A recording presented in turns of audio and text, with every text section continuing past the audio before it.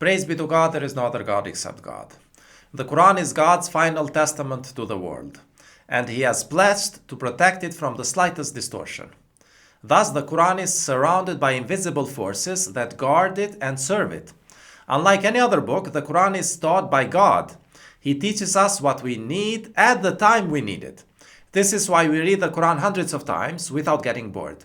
We can read a novel, for example, only once, but the Quran can be read an infinite number of times, and we derive new and valuable information from it every time.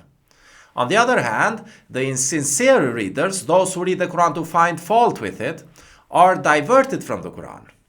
In fact, God's invisible forces help them find the faults, the so-called faults, they seek.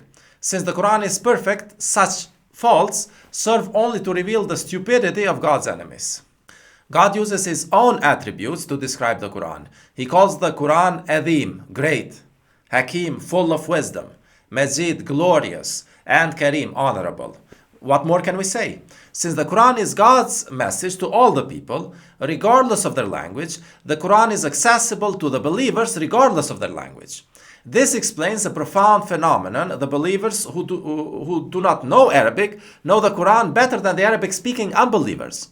Because of the invisible forces serving the Quran, it is readily and enjoyably accessible to the sincere believers and utterly inaccessible to the unbelievers.